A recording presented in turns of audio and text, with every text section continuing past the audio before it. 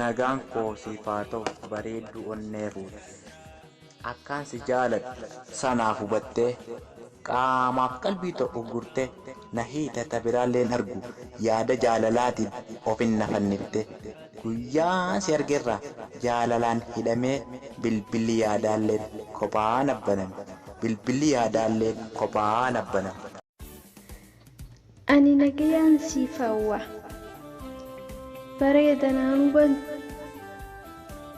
bareedanaan hubattu jaalala jechuun dubbii laafaa miti. Silaa naaf hubattee ijji toosi malee kan biraa yoom garte aduma guyyaatiif nattu eegganotti hoggumaan silaalu onneen bishaan taate narraan fagaatinii yaa bareedana naaf jaalalatanas kan buuse rabbuma.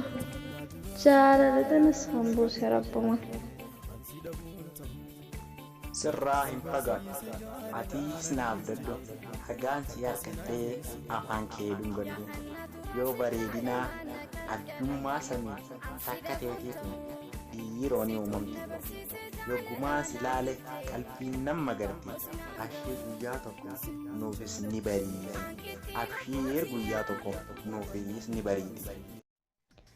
Yaa bareedaa koo tokkicha qixxee huma wal argaan xiyyaatee dhiiroo osoo yoomuma jaalala keetii fi kophaa ta'uu guma abshir naaf jiraadhu an hogguuteetuma.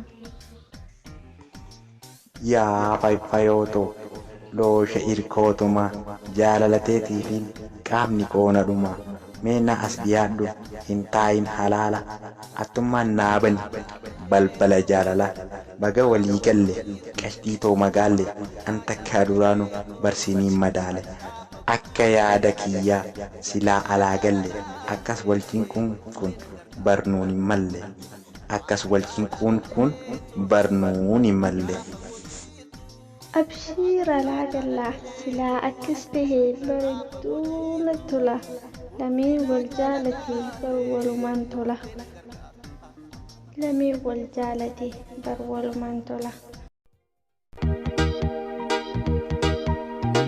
Yaa gidi jaalalaa maafin si mararree dargaa jaalalaa siiniin harkee baree mootummaan jaalalaa teetanii shaaramnee siifara gabroomsitee ayaanatti nafnee.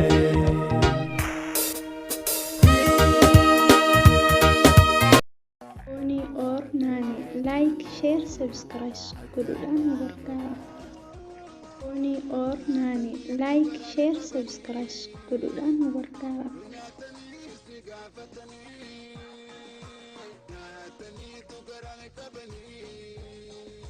Maatii guutuu chaanaala Foonii Oromoo naanii ta'a.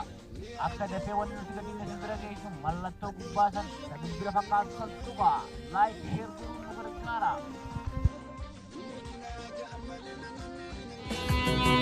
Yaa nuraleeyyii biyya tan duniyarraa